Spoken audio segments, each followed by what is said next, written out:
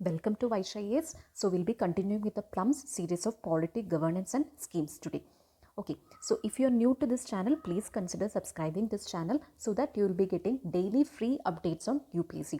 And if you're looking for a good quality test series, then you can contact the number which is given on the screen 7200681675. So let's move on to the first question. In which one of the following cases the six rights guaranteed under Article 19 can be suspended? So three options are given, three statements are given: external aggression, two, internal emergency, and three, when martial law is in force. So this is a question from the Lakshmikant. It is a direct question. You have to learn the different kinds of emergency, namely national, state, and financial emergency, and who are all the stakeholders involved in it, what are the powers of parliament, and how to revoke it, how to introduce it, all those facts. Okay, you have to learn in the comparative analysis.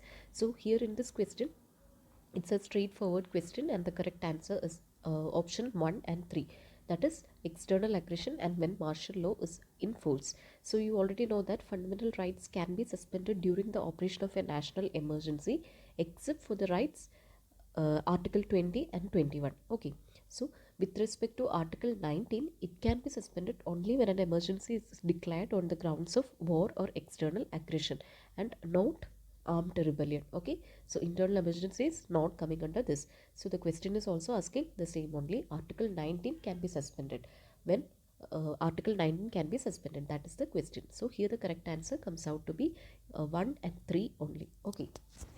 Now let's move on to the next question. The next question reads: Article 32 confers the right to remedies for the enforcement of the fundamental right of an aggrieved person, and consider the following statement with respect to Article number 32.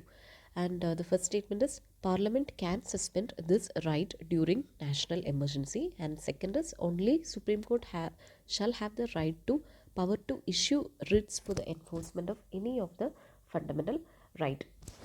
So this is also a typical two statement kind of question. This is also taken from the emergency portion only. Here the correct answer comes out to be D, none of the above. Okay, so the first statement, you can see that the first statement is written as Parliament, but with respect to emergency, you already know that President has the power. So in the statement, the incorrect one is Parliament. Okay, so the Constitution is actually providing that the President can suspend the right to move any court for the enforcement of fundamental rights during a national emergency. That is, the President is the authority who is responsible for the suspension of Article number 32. And this, with regard to the second statement, what is incorrect in this statement? Here it is saying that only Supreme Court shall be having this right to issue the writs, but actually high courts are also having the rights. Okay, so article number 26, it is 226, it is dealing with the high court writ jurisdiction. Okay, so it is not only the Supreme Court but high court, and Parliament can even empower any other court also to issue the directions and writs. Okay, so here both the statements are incorrect only. Now come to the next question. Which of the following writs can be issued against administrative authorities? Okay, this is also pretty straightforward question taken from the chapter Fundamental Rights.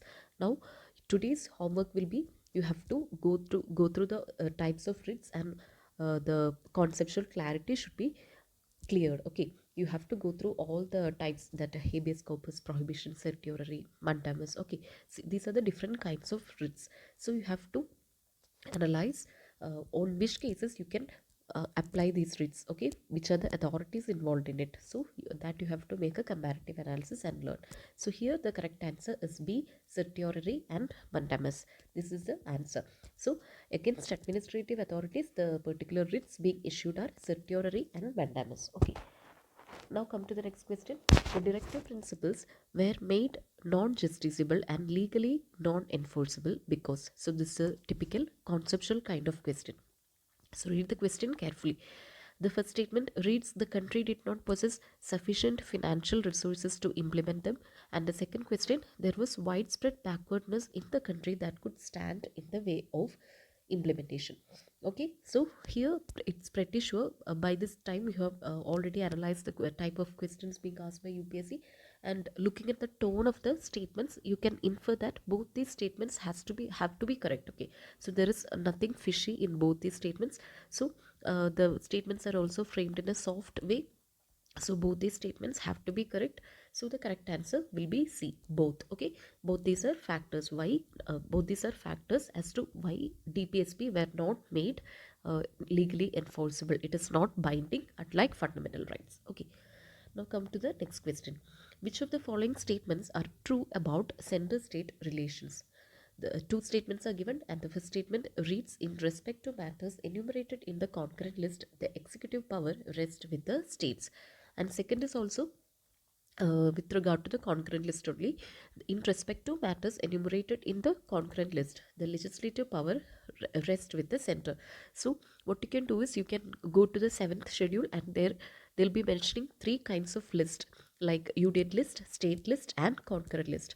So you have to learn in these three lists who are having the particular legislative power and executive power, who are having. Okay, that you have to learn. So with respect to the union list, both the legislative power and executive power vest with the center.